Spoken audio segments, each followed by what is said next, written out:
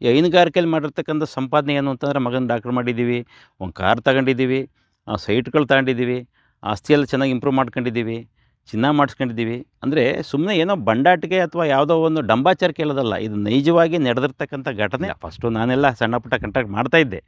Contract ಎಲ್ಲನೂ ಬಿಟ್ಟು ಬೇರೆ ಎಲ್ಲ ವ್ಯವಸಾಯನ ಬಿಟ್ಟು ಹೈನುಗಾರಿಕೆನೇ ಒಂದು ಉದ್ಯಮ ಆಗಿ ಮಾಡಬೇಕು ಅಂತ ಯಾಕೆ ಬಂದೆ ಅಂತ ಅಂದರೆ ಒಂದು ಪ್ರಯತ್ನ ಮಾಡಿ ನೋಡೋಣ ಅಂತ. ಆ ಪ್ರಯತ್ನದಲ್ಲಿ ನಾನು ಇವತ್ತು ಯಶಸ್ವಿ ಕಂಡಿದ್ದೀನಿ.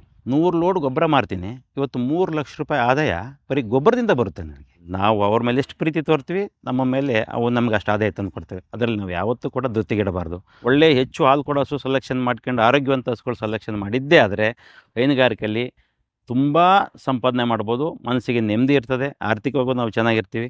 ಎಲ್ಲ ರೈತ ಬಾಂಧವರಿಗೂ ನಮಸ್ಕಾರ. ನನ್ನ ಹೆಸರು ಶಿವರಾಮ್ ಅಂತೇಳಿ. ನಮ್ಮದು ಹಾಸನ ಜಿಲ್ಲೆ ಚನ್ನರಾಯಪಟ್ಟಣ ತಾಲೂಕು ಬಂಡಿಹಳ್ಳಿ ಗ್ರಾಮ. ನಮ್ಮದು ಮೂಲತಃ ಕೃಷಿ ಕುಟುಂಬ. ನಾನು ಡಿಗ್ರಿ ಮಾಡ್ಕೊಂಡು ಕೂಡ ಕೃಷಿ ಮಾಡೋಕ್ಕೆ ಅಂತ ಬಂದೆ. ನನ್ನ ಶ್ರೀಮತಿಯವರು ಕೂಡ ತುಂಬ ಸಹಕಾರ ಕೊಟ್ಟರು. ಒಳ್ಳೊಳ್ಳೆ ಹಸುಗಳನ್ನ ಸೆಲೆಕ್ಷನ್ ಮಾಡ್ಕೊಂಡು ತಂದು 8 ಹಸು ತಗೊಬಂದೆ. ಭಾಳ ಉತ್ತಮವಾದ ತಳಿನ ಆಯ್ಕೆ ಮಾಡ್ಕೊಂಡು ನಾನು ಪ್ರಾರಂಭ ಮಾಡಿದೆ. ಭಾಳ ಹಾಲು ಬಂತು. ಆದಾಯ ಮೂಲ ಸ್ವಲ್ಪ ಜಾಸ್ತಿ ಬರುತ್ತೆ ಅಂತ ನನಗೆ ಯಾವಾಗ ಮನವರಿಕೆ ಆಯಿತೋ, ಬೇರೆ ಕೃಷಿನ ಸೈಡ್ಗೆ ಇಟ್ಕೊಂಡ್ರು ಕೂಡ, ತೋಟ ಇದ್ದರೂ ಕೂಡ, ಕಬ್ಬಿರೆಳೆದ್ರೂ ಕೂಡ ಹೈನುಗಾರಿಕೆಯನ್ನು ಮೇಜರಾಗಿ ಮಾಡಬೇಕು, ಇದೊಂದು ಉದ್ಯಮವಾಗಿ ಮಾಡಬೇಕು ಅಂತ ಅಂದ್ಕೊಂಡು ನಾವೇನು ಮಾಡಿದೆವು, 1 ವರ್ಷದಲ್ಲಿ 20 ಹಸು ನಾನು ಪರ್ಚೇಸ್ ಮಾಡಿದೆ. ಮೊದಲು ಒಂದು 8 ಇದ್ದು, ಆಮೇಲೆ ಒಂದು 4 ತಂದೆ, ಆಮೇಲೆ ಇನ್ನೊಂದು 2 ತಂದೆ, ಆಮೇಲೆ ಇನ್ನು 4 ತಂದು ಒಟ್ಟು ಒಂದು 20 ಹಸು ಮಾಡ್ಕೊಂಡು 350 ಲೀಟ್ರ್ ಹಾಲನ್ನು ನಾನು ಡೈರಿಗೆ ಸರಬರಾಜು ಮಾಡ್ತಾಯಿದ್ದೆ. ಒಳ್ಳೆಯ ಆದಾಯ ಬರೋಕ್ಕೆ ನಮಗೆ ಶುರುವಾಯಿತು. ಹಸುಗಳು ಒಂದು 21 ಹಸು ಇದೆ. 21 ಹಸುಗಳಲ್ಲಿ ಇವತ್ತು 17 ಹಸು ಕರೀತಾ ಇದೆ. 275 ಲೀಟ್ರ್ ಹಾಲು ಬರ್ತಾಯಿದೆ. ಇವತ್ತು ಹೈನುಗಾರಿಕೆಯಲ್ಲಿ 65% ಖರ್ಚು ಹೋಗುತ್ತೆ, 35% ಉಳಿತದೆ. ಇವತ್ತು ಪ್ರೆಸೆಂಟ್ ನನ್ನ ಹತ್ರ ಇವತ್ತು ಒಂದು 19-20 ಹಸು ಇದೆ. ಒಂದು 5-6 ಕರುಗಳು ಡೆವಲಪ್ ಮಾಡ್ತಾಯಿದ್ದೀನಿ.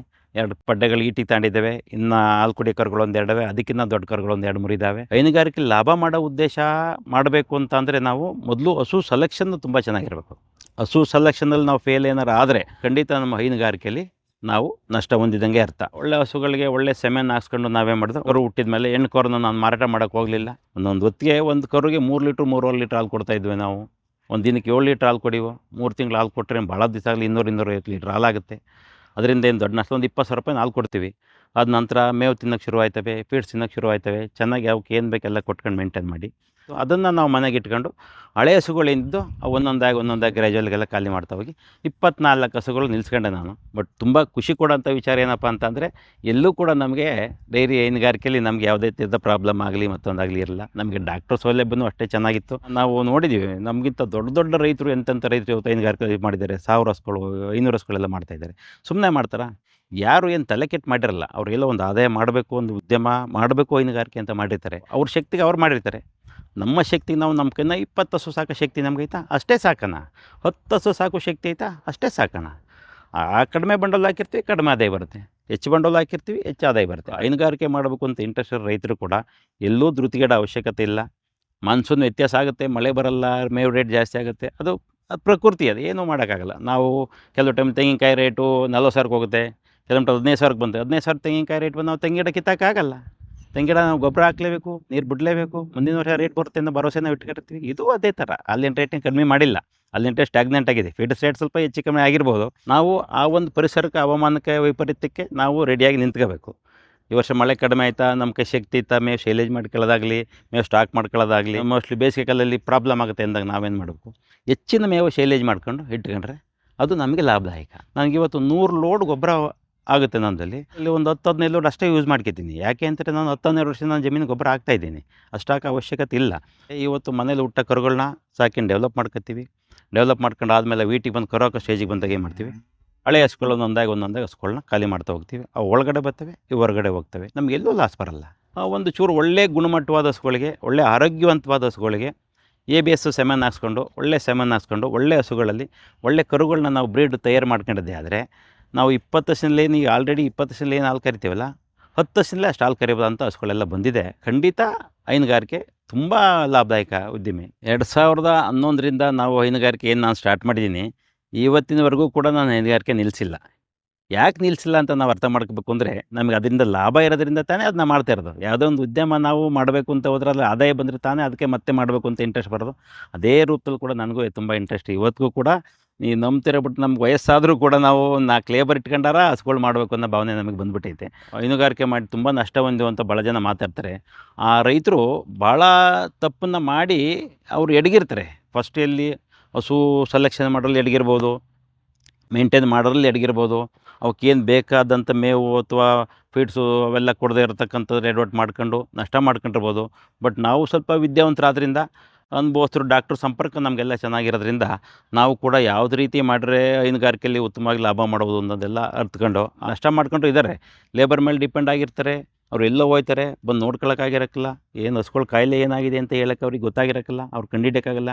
ಡಾಕ್ಟ್ರ್ ಬಂದು ನೋಡೋಷ್ಟರಲ್ಲಿ ಹಸುಗಳದು ಅದು ಹಾಲಿನ ಪ್ರಮಾಣ ಕಡಿಮೆ ಆಗಿರ್ಬೋದು, ಅಥವಾ ಸಾಯ್ಬೋದು, ಅಥವಾ ಇನ್ನೊಂದು ಪ್ರಾಬ್ಲಮ್ ಆಗಿರ್ಬೋದು. ಅದನ್ನು ನಾವೇನು ಅಂತಂದರೆ ಹೈನುಗಾರಿಕೆ ಮಾಡಿದ್ಮೇಲೆ ನಾವೇ ಅದನ್ನು ದೃಷ್ಟಿಟ್ಟು ಪ್ರತಿ ದಿವಸ ನಾವು ಕೆಲಸ ಮಾಡಲಿಲ್ಲ ಅಂತ ಅಂದ್ರೂ ನಾವು ಏನಾಗಿದೆ ಅಂತ ಫಾರ್ಮಲ್ಲಿ ಇದ್ದು ನೋಡಬೇಕದು. ಅದು ನಮ್ಮ ಜವಾಬ್ದಾರಿ. ಮಾಡೋಕ್ಕಾಗಲಿಲ್ಲ ಅಥವಾ ಬೇರೆ ಕೈಲಿ ಮಾಡಿಸಿ ಅಂತ ಅಂದರೂ ಕೂಡ ಇದೆಲ್ಲನೂ ಕೂಡ ನಾವು ನೋಡಬೇಕು. ಮೇವು ಹೆಂಗೆ ಹಾಕ್ತಾರೆ, ಫೀಡ್ಸ್ ಹೆಂಗೆ ಹಾಕ್ತಾರೆ, ಹಸುಗಳು ಈಟಿಗೆ ಬಂದಿದೆಯಾ, ಯಾವಾಗ ಸೆಮೆನ್ನಿಗೆ ಕೊಡಿಸ್ಬೇಕು, ಆ ಸೆಮೆನ್ ಕೊಡಿಸಾದ್ಮೇಲೆ 20 ಸೆಕ್ ಮತ್ತೆ ರಿಪೀಟ್ ಈಟಿಗೆ ಬಂತಾ, ಹಸು ಕರು ಹಾಕ್ತದೆ. ಕರು ಹಾಕಿದ ಮೇಲೆ ಬೇಗನೆ ಈಟಿಗೆ ಬರ್ತವೆ. ಈಟಿಗೆ ಬಂದರೂ ಕೂಡ ಒಂದು 2 3 ತಿಂಗಳಿಗೆ ಈಟಿಗೆ ಕೊಡ್ಸೋಕೆ ಸ್ಟಾರ್ಟ್ ಮಾಡಬೇಕು ನಾವು. 3 ತಿಂಗಳಿಗೆ ಈಟಿಗೆ ಕೊಡಿಸಿದ್ರೆ ಗರ್ಭ ನಿಲ್ತದೆ. ಎಲ್ಲಿ ಲಾಸು ನಾವು ಅನುಭವಿಸ್ತೀವಿ ಅಂದರೆ, ಇವತ್ತು ಈಟಿಗೆ ಕೊಟ್ಟರೆ ಹಸುಗಳು 4 ತಿಂಗಳಾದರೂ 5 ತಿಂಗಳಾದರೂ ಈಟಿಗೆ ಕೊಡಿಸಿಲ್ಲ ಅಥವಾ ಗಬ್ಬ ನಿಂತಿಲ್ಲ ಅಂದರೆ ಅದು ನಮಗೆ ಲಾಸು. ನಾವು ಇಷ್ಟೆಲ್ಲ ಮೇಂಟೈನ್ ಮಾಡೋದು ಯಾವ ಸಂದರ್ಭಕ್ಕೆ ಏನೇನು ಆಗಬೇಕು ಅದು ಮಾಡ್ಕೊಂಡು ಹೋಗ್ತಾ ಇದ್ರೇ ಹೈನುಗಾರಿಕೆ ಲಾಭ. ಹೈನುಗಾರಿಕೆಯಲ್ಲಿ ಒಂದು ಪಿಲ್ಲರ್ ಕಸ್ಕೊಂಡ್ರೆ ಇನ್ನೊಂದು ಪಿಲ್ಲರ್ ಕಸ್ಕೊಳುತ್ತೆ. ಅದು ಹಂಗಲ್ಲ. ಎಲ್ಲ ಸ್ಟೆಪ್ ಬೈ ಸ್ಟೆಪ್ಪು ಕೂಡ ನಾವು ಫಾಲೋ ಮಾಡ್ತಾನೇ ಹೋದರೆ ಖಂಡಿತ ಲಾಭ ಮಾಡ್ಬೋದು. ಮೊದಲೆಲ್ಲ ಮೇವು ಕಡ್ಡಿ ಕುಯ್ತಾ ಇದ್ದೋ, ಕಡ್ಡಿ ಏರ್ಕೊಂಬತ್ತಾ ಇದ್ದೋ, ಮಿಷಿನಿಗೆ ಕೊಡ್ತಾ ಇದ್ದೋ, ಕಡ್ಡಿ ಎಲ್ಲ ಫಂಗಸ್ ಬರೋದು, ಕೆಟ್ಟೋಗೋದು, ಇದೆಲ್ಲ ಆಗ್ತಾಯಿತ್ತು. ಇತ್ತೀಚೆಗೆ ಏನಾಗಿದೆ, ಅಡ್ವಾನ್ಸ್ ಟೆಕ್ನಾಲಜಿ ಬಂದಾಗಿ ಒಳ್ಳೆ ಶೈಲೇಜ್ ಮೇವು ನಾವೇ ಸೆಲೆಕ್ಷನ್ ಮಾಡ್ಕೊಬಂದು ತಂದು ಶೈಲೇಜ್ ಮಾಡ್ಕೋದು. ಶೈಲೇಜು ತುಂಬ ಉತ್ಕೃಷ್ಟವಾದ ಮೇವು. ಶೈಲೇಜು ಒಂದು ಸಾರಿ ತಂದು ಶೈಲೇಜ್ ಮಾಡ್ಕೊಂಡು ಕ್ಲೀನಾಗಿ ಗಾಳಿ ಮತ್ತು ನೀರು ಆಡ್ದಂಗೆ ಟೈಟಾಗಿ ಮುಚ್ಚಿಟ್ಕೊಂಡದ್ದೇ ಆದರೆ 45 ದಿವಸ ಆದಮೇಲೆ ಒಳ್ಳೆ ಫರ್ಮೆಂಟೇಷನ್ ಆಗಿರೋದು ಮೇವು ಅದು. ಆ ಮೇವನ್ನು ಹಸುಗಳಿಗೆ ಕೊಡ್ತಾ ಹೋದರೆ ದಿನಕ್ಕೆ 30 kg ಹಂಗೆ ಮೇವು ಕೊಟ್ಕೊಂಡು, ಅದು ಬೇಕಾದಷ್ಟು ನೀರು, ಅದಕ್ಕೆ ಆಗಷ್ಟು ಫೀಡ್ಸು ಕೊಟ್ಕೊಂಡು ಹೋಗ್ತಾಯಿದ್ರೆ ಹಸುಗಳು ಖಂಡಿತ ನಮಗೆ ನಾವೇನು ನಿರೀಕ್ಷೆ ಮಾಡಿರ್ತೀವಿ ಅಷ್ಟು ಹಾಲು ನಾವು ಹಸುಗಳು ನಾವು ಕರಿತವೆ. ಹೈನುಗಾರಿಕೆಯಲ್ಲಿ ಏನು ಲಾಭ ಬರುತ್ತೆ ಅಂತ ಅಂದರೆ, ಹೈನುಗಾರಿಕೆಯಲ್ಲಿ ಹಾಲಿಂದು ಲಾಭದ್ದು ಒಂದು ಮೂಲ. ಎರಡನೇದು, 20 ಹಸು ಕಟ್ಟಿದ್ದೀವಿ ಅಂತ ಅಂದರೆ ನಮಗೆ 100 ಲೋಡ್ ಒಂದು ವರ್ಷಕ್ಕೆ ಗೊಬ್ಬರ ಆಗುತ್ತೆ. 100 ಲೋಡ್ ಗೊಬ್ಬರಕ್ಕೆ 3,000 ಲೆಕ್ಕ ಹಾಕಿದ್ರೆ ಎಷ್ಟಾಯಿತು? 3 ಲಕ್ಷ ರೂಪಾಯಿ ಆಯಿತು. ಅದು ಒಂದು ಆದಾಯದ ಮೂಲ. ಆಮೇಲೆ 20 ಹಸುಗಳು ವರ್ಷಕ್ಕೊಂದು ಕರು ಹಾಕ್ತವೆ ಕಂಪಲ್ಸರಿ. ಅದು ವರ್ಷಕ್ಕೊಂದು ಕರು ಹಾಕಿದ್ರೆ 20 ಕರು ಹುಡ್ತವೆ.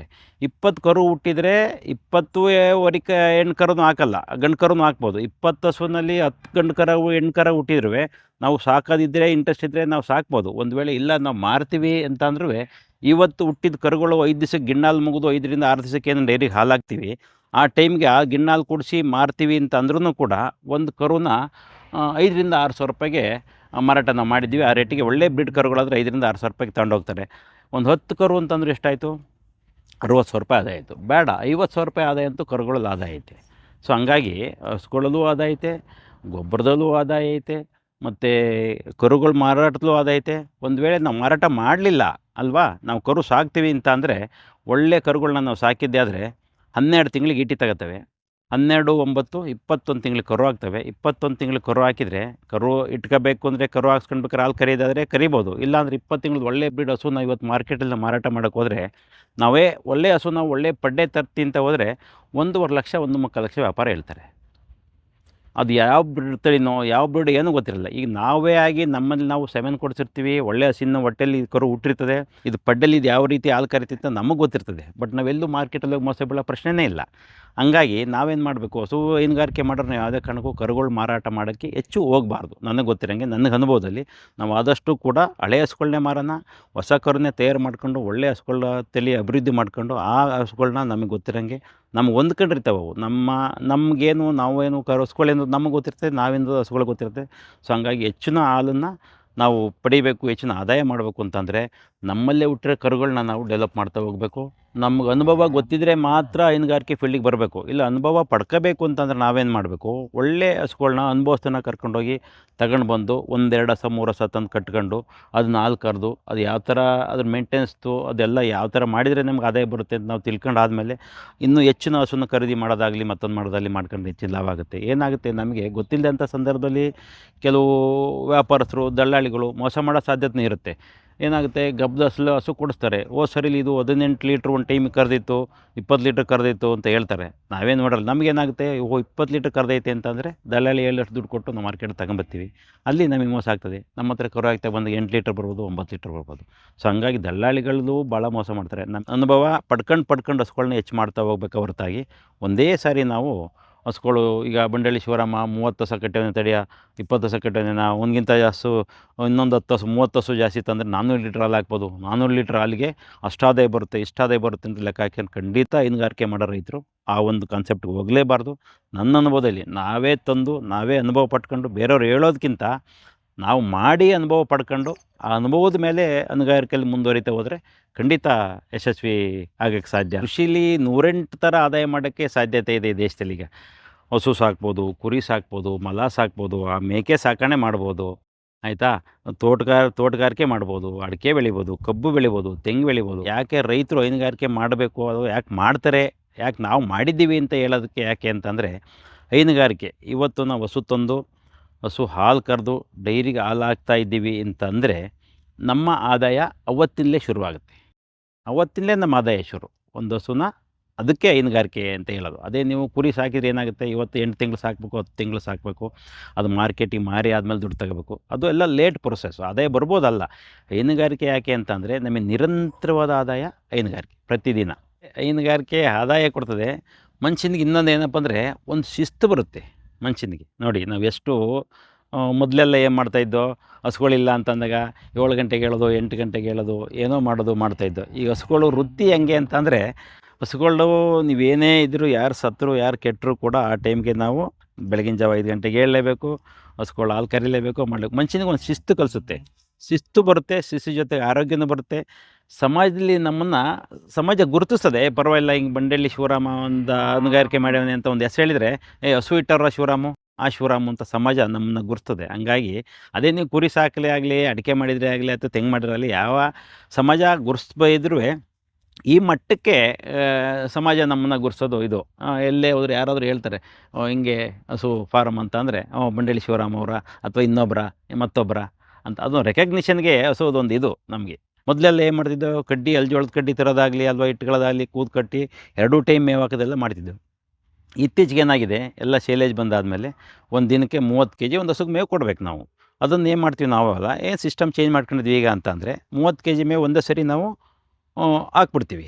30 ಕೆ ಜಿ ಮೇವು ಹಾಕಿ ಅದ್ರ ಮೇಲೆ ನಾವೇನು ಫೀಡ್ಸ್ ಕೊಡಬೇಕು, ಅವತ್ತಿಗೆ ಹಸುಗಳು ಎಷ್ಟು ಪ್ರಮಾಣದ ಫೀಡ್ಸ್ ಕೊಡಬೇಕು, ಅಲ್ಲಿನ ಇಳುವರಿ ಮೇಲೆ ಏನು ಹಸುಗಳಿಗೆ ಫೀಡ್ಸ್ ನಾವು ಕೊಡ್ತೀವಿ ಅದನ್ನು ಹಸುಗೆ ಹಾಕ್ಬಿಡ್ತೀವಿ. ಅವು ತಿಂತವೆ. ತಿಂದಾದ್ಮೇಲೆ ಏನಾಗುತ್ತೆ, ನೀರು ಕುಡಿಬೇಕು ಅಂತ ಹೋಗಿ ನೀರು ಕುಡಿತವೆ, ವಾಪಸ್ ಬಂದು ಮತ್ತೆ ತಿಂತವೆ. ಮಲಗಬೇಕು ಅಂದರೆ ಮಲಗ್ತವೆ, ತಿರುಗಾಡಬೇಕು ಅಂದರೆ ತಿರುಗಾಡ್ತವೆ. ಅವು ಖುಷಿಯಾಗಿ ಸಂತೋಷವಾಗಿರ್ತವೆ. ತಿರುಗಾಡೋದು ನೋಡೋಕ್ಕೆ ಒಂದು ಚಂದ ಹಸುಗಳ ಪರಮಲ್ಲಿ.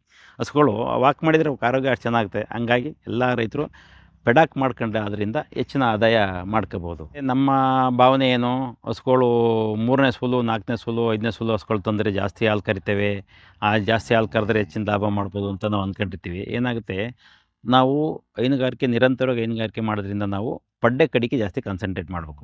ಪಡ್ಡೆ ತಂದು ಕಟ್ಕೊಂಡ್ರೆ ಈ ಮೊದಲನೇ ಸೂಲು ಪಡ್ಡೆನಲ್ಲಿ 10 ಲೀಟ್ರ್ ಹಾಲು ಕೊಡ್ಬೋದು ನಿಜ. 10 ಲೀಟ್ರ್ ಹಾಲು ಕೊಟ್ಟರು ಕೂಡ ಮುಂದಿನ ಸೂಲಕ್ಕೆ 3 ಲೀಟ್ರ್ ಹಾಲು ರೈಸ್ ಆಗುತ್ತೆ, 13 ಲೀಟ್ರ್ ಬರುತ್ತೆ. 2ನೇ ಸೂಲ್ಕೆ ಅಷ್ಟು ಬಂದರೆ 3ನೇ ಸೂಲ 4ನೇ ಸೂಲಲ್ಲಿ 14-15 ಲೀಟ್ರ್ ಹಾಲಂತೂ ಕರಿತವೆ. ಅವ್ರ ದೇಹಕ್ಕೆ ಏನು ಕೊಡಬೇಕು ಅದನ್ನು ನಾವು ಕೊಟ್ಟರೆ ಖಂಡಿತ ಹಸುಗಳಲ್ಲಿ ಹೆಚ್ಚಿನ ಆದಾಯ ನಾವು ಮಾಡೋಕ್ಕೆ ಸಾಧ್ಯ ಐತೆ. ಖಂಡಿತ ಹೆಚ್ಚು ಹಾಲು ಕೊಡೋ ಹಸುಗಳು ಸ್ವಲ್ಪ ಫ್ಯಾಟು ಪರ್ಸೆಂಟೇಜ್ ಕಡಿಮೆ ಇರ್ಬೋದು. ಇದ್ದರೂ ಕೂಡ ನಾವೇನು ಒಳ್ಳೆ ಶೈಲೇಜು, ಒಳ್ಳೆ ಮೇವು 45 ದಿವಸ ಪರ್ಮೆಂಟೇಷನ್ ಆಗಿರೋ ಮೇವು ಕೊಡಬೇಕು. ಆಮೇಲೆ ಹಸುಗಳಿಗೆ ಹೊಟ್ಟೆಲಿ ಪ್ರಾಬ್ಲಮ್ ಆಗದಂಗೆ ಪ್ರತಿದಿನ 50 ಗ್ರಾಮು ಅಡುಗೆ ಸೋಡಾ ಕೊಡ್ತಾ ಹೋಗಬೇಕು. ಮಿನರಲ್ ಮಿಕ್ಸ್ಚರ್ ಅಂತೂ ಕಂಪಲ್ಸರಿ ಕೊಡಬೇಕು. ಮಿನರಲ್ ಮಿಕ್ಸ್ಚರ್ ಕೊಟ್ಟದ್ದೇ ಆದರೆ ಖಂಡಿತ ಖನಿಜ ಮಿಶ್ರಣ ಅಂತ ನಾವು ಏನು ಹೇಳ್ತೀವಲ್ಲ, ಖನಿಜ ಮಿಶ್ರಣ ಮೇವಿನ ಜೊತೆಗೆ ಮಿಕ್ಸ್ ಮಾಡಿ ಅಥವಾ ಫೀಡ್ಸ್ ಜೊತೆ ಮಿಕ್ಸ್ ಮಾಡಿ ನಾವು ಕೊಟ್ಟದ್ದೇ ಆದರೆ ಖಂಡಿತ ಫ್ಯಾಟು SNF ಇಂಪ್ರೂವ್ ಆಗ್ತದೆ. ಹಸುಗಳು ಬಾಡಿ ಸ್ಕೋರು ಚೆನ್ನಾಗಿರ್ತದೆ. ಆಮೇಲೆ ಅಡ್ರ್ ಶೇಪು ಚೆನ್ನಾಗಿರ್ತದೆ. ಹಾಲಿನ ಗುಣಮಟ್ಟನೂ ಕೂಡ ಉತ್ತಮವಾಗಿ ನಾವು ಗುಣಮಟ್ಟದ ಹಾಲು ನಾವು ಕರೆಯೋಕ್ಕೆ ಸಾಧ್ಯ ಆಗ್ತದೆ. ಶುದ್ಧವಾದ ನೀರು ಕೊಡಬೇಕು ಹಸುಗಳಿಗೆ. ಶುದ್ಧವಾದ ನೀರು, ಶುದ್ಧವಾದ ಮೇವು. ನಾವು ಹೆಂಗೆ ಊಟ ಮಾಡ್ಬೇಕಾದ್ರೆ ಒಳ್ಳೆ ಮೇವು, ಒಳ್ಳೆ ಆಹಾರ ತಿಂತೀವಿ, ಒಳ್ಳೆ ಊಟ ತಿಂತೀವಿ, ತಟ್ಟೆ ಚೆನ್ನಾಗಿರಬೇಕು, ಕುಡಿಯೋ ನೀರು ಚೆನ್ನಾಗಿರ್ಬೇಕು ಅಂತ ನಾವು ಹೆಂಗೆ ಅನ್ಕೋತೀವಿ, ದನಗಳ್ನು ನಮ್ಮ ಥರನೇ ನಾವು ಟ್ರೀಟ್ ಮಾಡಬೇಕು. ಅವು ಒಳ್ಳೆ ಶುದ್ಧವಾದ ನೀರು ಕೊಡಬೇಕು. ಅವು ಕುಡಿಯೋ ನೀರು ತೊಳಿತಾ ಇರಬೇಕು. ಅವಕ್ಕೊಂಚೂರು ರೊಳಿಕೆ ಸುಣ್ಣ ಹಾಕಬೇಕು. ವಾರಕ್ಕೊಂದ್ಸರಿ ಸುಣ್ಣ ಹಾಕಿ ತೊಳೆದು ಮತ್ತೆ ಹೊಸ ಸುಣ್ಣ ಹಾಕಿ ಆ ನೀರು ತೆಗೆದು ಹೊಸ ನೀರು ಬಿಡಬೇಕು. ನಮ್ಮದೊಂದು ಜರ್ಸಿ ಹಸು ಇದೆ, ಒಳ್ಳೆ ಫ್ಯಾಟ್ SNF ಬರುತ್ತೆ. ಈ ಒಂದು 2 ಪಾಯಿಂಟ್ ಕಡಿಮೆ ಬರ್ತವೆ, ತೊಂದರೆ ಇಲ್ಲ. ಹಸುಗಳು ಹೆಚ್ಚು ಹಾಲು ಕೊಡ್ತವೆ ಇವು. ಹಸು ಕಟ್ಟೋ ಜಾಗ ಆ ಜಾಗ ಮಾತ್ರ ಭಾಳ ಶುದ್ಧವಾಗಿರಬೇಕು. ಹಸು ಕಟ್ಟೋ ಜಾಗ ಆಗಿರ್ಬೋದು, ಹಸು ಹೊರಗಡೆ ಬಿಡೋ ಜಾಗ ಆಗಿರ್ಬೋದು, ಕುಡಿಯೋ ನೀರಾಗಿರ್ಬೋದು, ಪ್ರತಿಯೊಂದು ಜಾಗ ಭಾಳ ಶುದ್ಧವಾಗಿರಬೇಕು. ಗಾಳಿ ಬೆಳಕು ತುಂಬ ಚೆನ್ನಾಗಿ ಶೆಡ್ಡಿಗೆ ಬೆಳಕು ಬರಬೇಕು, ಗಾಳಿ ಬರಬೇಕು, ಆ ಥರ ಇರಬೇಕು. ಯಾವುದೇ ಥರದ ಸುತ್ತ ಗೋಡೆ ಕಟ್ಟೋದಾಗಲಿ, ವೆಂಟಿಲೇಷನ್ ಕಡಿಮೆ ಆಗೋದಾಗಲಿ, ಗಾಳಿ ಬೆಳಕು ಬರೋದು ಕಡಿಮೆ ಆಗೋದಿಲ್ಲ, ಆ ಥರ ಮಾಡ್ಕೊಂಡ್ರೆ ಹಸುಗಳಿಗೆ ಆರೋಗ್ಯ ಚೆನ್ನಾಗೋದಿಲ್ಲ. ಸೊ ಏನಾಗುತ್ತೆ, ನಾವು ಹಸುಗಳ್ಗೆ ಕೆಲವ್ರು ಏನು ಮಾಡ್ತಾರೆ, ಸುತ್ತ ಗೋಡೆ ಕಟ್ಬಿಡೋದು, ಚಿಕ್ಕದಾಗೆಲ್ಲ ಒಂದು ಕಿಟಕಿ ಇಟ್ಬಿಡೋದು, ಎಲ್ಲೋ ಒಂದು ಬಾಗಿಲು ಇಟ್ಬಿಡೋದು, ಆ ಥರ ಆದರೆ ಹಸುಗಳಿಗೆ ಖಂಡಿತ ಒಳ್ಳೆ ಗಾಳಿ ಬೆಳಕು ಸಿಗಲ್ಲ. ಸೊ ಹಾಗಾಗಿ ನಾವೇನು ಮಾಡಬೇಕು, ಆದಷ್ಟು ಓಪನ್ ಶೆಡ್ ಮಾಡ್ಕೋಬೇಕು. ಗೋಡೆನೇ ಇರಬಾರ್ದು, ಗೋಡೆ ಕಿಟಕಿ ಬಾಗಿಲು ಏನೂ ಇರಬಾರ್ದು. ಕಟ್ಟೋ ಜಾಗ, ಮೇವು ಹಾಕೋ ಜಾಗ ಶುದ್ಧವಾಗಿರಬೇಕು. ಮೇವು ತಿಂದಾದ್ಮೇಲೆ ಹೊರಗಡೆಗೆ ಬೆಡಾಕಿಗೆ ಹೋಗಿ ಆ ಹಸುಗಳು ತಿರುಗಾಡ್ತಾವಲ್ಲ, ಆ ಜಾಗನೂ ಕೂಡ ದಿನಕ್ಕೆ 2 ಸಾರಿ ಸಗಣಿ ಎತ್ತಿ ಸಗಣಿ ಒಂದು ಕಡೆ ಜಮಾ ಮಾಡಿ ಅದನ್ನೆಲ್ಲ ಜಾಗ ಶುದ್ಧವಾಗಿ ಇಟ್ಕೋಬೇಕು. ಒಳ್ಳೆ ತಳಿ ಹಸುಗಳಿಗೆ ಒಳ್ಳೆ ಸೆಮೆನ್ನು ABS ಸೆಮೆನ್ ಹಾಕ್ಸ್ಕೊಂಡ್ರೆ ಒಳ್ಳೆ ಕರು ಹುಡ್ತವೆ. ನೋಡಿ, ಇದು ನಾನು ABS ರೆಡ್ ಬಲ್ ಕೊಡಿಸಿದ್ದೆ ಇದಕ್ಕೆ. ಇದೊಂದು ಹೆಣ್ಣು ಕರು ಕೊಟ್ಟೈತೆ, ಎಷ್ಟು ಉದ್ದ, ಎಷ್ಟು ಚೆನ್ನಾಗಿದೆ ನೋಡಿ. ಹಂಗೆ ನಾವು ಯಾವತ್ತೂ ಕೂಡ ಒಳ್ಳೆ ಸೆಮೆನ್ ಕೊಡಿಸಿದ್ರೆ ಕರುಗಳು ಒಳ್ಳೆ ಕರುಗಳು ಹುಟ್ತವೆ. ನಾವು ಕರುಗಳು ಸಾಕಿದರೆ ನಮಗೆ ಖಂಡಿತ ಅದರಿಂದ ಒಳ್ಳೆ ಲಾಭ ಐತೆ. 2 ತಿಂಗಳು ಕರು ಇದು, ಎಷ್ಟು ಚೆನ್ನಾಗಿದೆ. ಈಗ 15 ದಿವಸ ಆಗಿದೆ ಈ ಕರು ಹುಟ್ಟಿನ್ನು. 15 ದಿವಸ ಕರು ನೋಡಿ ಎಷ್ಟು ಲೆಂತ್ ಆಗಿದೆ, ಎಷ್ಟು ಉದ್ದ, ದಾಟ್ ಎಷ್ಟು ಚೆನ್ನಾಗಿದೆ, ಎಷ್ಟು ಆರೋಗ್ಯವಾಗೈತೆ ಕರು. ಹಾಗೆ ಒಳ್ಳೆ ಸೆಮೆನ್ ಕೊಡಿಸ್ಬೇಕು ನಾವು ಹಸುಗಳಿಗೆ. ಒಳ್ಳೆ ಸೆಮೆನ್ ಕೊಡಿಸಿದ್ರೆ ಒಳ್ಳೆ ಕರುನ ನಾವು ಇದು ಮಾಡ್ಕೋಬೋದು. ನಾವು ಏನು ಮಾಡಬೇಕು, ದಿನಕ್ಕೆ 2 ಸಾರಿ ಹಾಲು ಕರೆಯೋ ಟೈಮ್ನ ಈ ಸಂಜೆ ಒಂದು 6 ಗಂಟೆಗೆ ಹಾಲು ಕರಿತೀವಿ ಸ್ಟಾರ್ಟ್ ಮಾಡ್ತೀವಿ ಅಂತ ಅಂದರೆ ಬೆಳಗ್ಗೆನೂ 6 ಗಂಟೆಗೆ ಹಾಲು ಕರೆಯೋಕ್ಕೆ ಸ್ಟಾರ್ಟ್ ಮಾಡಬೇಕು ನಾವು. ಸೊ ಹಂಗಾಗಿ ಆ ಅಂತರ ಏನಾಗುತ್ತೆ, ಕೆಲವು ಟೈಮಲ್ಲಿ ಸಂಜೆ 6 ಗಂಟೆಗೆ ಕರೆಯೋದು, ಬೆಳಗ್ಗೆ 7 ಗಂಟೆಗೆ ಕರೆಯೋದು, ಆ ಥರ ಎಲ್ಲ ಮಾಡಬಾರ್ದು. ಪ್ರತಿದಿನ ರೊಟೀನ್ ಸಿಸ್ಟಮ್ಮು. ನಾವು ಬೆಳಗ್ಗೆ 6 ಗಂಟೆಗೆ ಹಾಲು ಕರೆದು 7 ಗಂಟೆ ಮುಗಿತದೆ ಅಂದರೆ ಸಂಜೆ 6 ಗಂಟೆಗೆ ಹಾಲು ಕರೆದು 7 ಗಂಟೆಗೆ ಹಾಲು ಕರೆದು ಮುಗಿಸ್ಬೇಕು. ಅದು ನಿಜವಾದ ಒರಿಜಿನಲ್ ಕ್ರಮ. ಕೆಲವು ಸಂದರ್ಭಗಳಲ್ಲಿ ಡೈರಿ ವ್ಯಾನ್ಗಳು ಡೈರಿ ಟೈಮ್ಸ್ ಹೆಚ್ಚು ಕಮ್ಮಿ ಆಗಿ ಒಂದು ಅರ್ಧ ಗಂಟೆ ಹೆಚ್ಚು ಕಮ್ಮಿ ಆಗುತ್ತೆ, ತೊಂದರೆ ಇಲ್ಲ. ಬಟ್ ಆದರೂ ಕೂಡ ನಾವು ಆದಷ್ಟು ಟೈಮ್ ಏನು ನಿರಂತರವಾಗಿ ಏನು ಡೈಲಿ ರೊಟೀನ್ ಸಿಸ್ಟಮಲ್ಲಿ ನಾವು ಬೆಳಿಗ್ಗೆ 6 ಗಂಟೆಗೆ ಅಂತ 7 ಗಂಟೆಗೆ ಏನು ಅಂದ್ಕೊಂಡಿರ್ತೀವಲ್ಲ, ಅದೇ ಪ್ರಕಾರವಾಗಿ ನಿರಂತರವಾಗಿ ಹಾಲು ಕರ್ಕೊಂಡು ಹೋಗಿದ್ದೆ ಆದರೆ ಖಂಡಿತ ಹಸುಗಳ ಆರೋಗ್ಯನೂ ಚೆನ್ನಾಗಿರ್ತದೆ. ಹಾಲು ಉತ್ಪಾದನೆ ಕೂಡ ಕ್ವಾಲಿಟಿ ಹಾಲನ್ನ ನಾವು ಅದರಲ್ಲಿ ಒಳ್ಳೆ ಉತ್ಕೃಷ್ಟವಾದ ಹಾಲನ್ನ ನಿರೀಕ್ಷೆ ಮಾಡ್ಬೋದು. ಸೊ ನಮ್ಮ ರೈತರು ಏನು ಮಾಡ್ತಾರೆ, ಕೆಲವು ಹೈಟೆಕ್ಕಾಗಿ ಕೊಟ್ಟಿಗೆ ಕಟ್ಟೋಕ್ಕೆ ಅಂತ ಹೆಚ್ಚು ಬಂಡವಾಳ ಕೊಟ್ಟಿಗೆಗೆ ಇನ್ವೆಸ್ಟ್ ಮಾಡ್ತಾರೆ. ನನ್ನ ಅನುಭವದಲ್ಲಿ ಹೇಳ್ತೀನಲ್ಲ, ನಾವು ಕೊಟ್ಟಿಗೆಗೆ ಎಷ್ಟು ಕಡಿಮೆ ಬಂಡವಾಳ ಹಾಕಿ ಕೊಟ್ಟಿಗೆ ಕಟ್ತೀವಿ ಅದು ನಮಗೆ ಲಾಭ ತಂದು ಕೊಟ್ಟಂಗೆ. ಹಂಗಾಗಿ ನಾವು ಏನು ಮಾಡಬೇಕು, ಕೊಟ್ಟಿಗೆಗೆ ಹೆಚ್ಚು ಬಂಡವಾಳ ಹಾಕ್ಬಾರ್ದು. ನಮ್ಗೆ ಅವಶ್ಯಕತೆಗೆ ಎಷ್ಟು ಬೇಕು ಕೊಟ್ಟಿಗೆ, ಎಷ್ಟು ಸಿಂಪಲಾಗಿ ಮಾಡ್ಕೊಳ್ಳೋಕೆ ಸಾಧ್ಯ ಅಷ್ಟು ಕೊಟ್ಟಿಗೆ ನಿರ್ಮಾಣ ಮಾಡ್ಕೊಂಡು ಒಳ್ಳೆ ಕ್ವಾಲಿಟಿ ಹಸುಗಳನ್ನ ನಾವು ಕಟ್ಕೊಂಡದ್ದೇ ಆದರೆ ಹೆಚ್ಚಿನ ಹಾಲನ್ನ ನಾವು ಉತ್ಪಾದನೆ ಮಾಡ್ಬೋದು.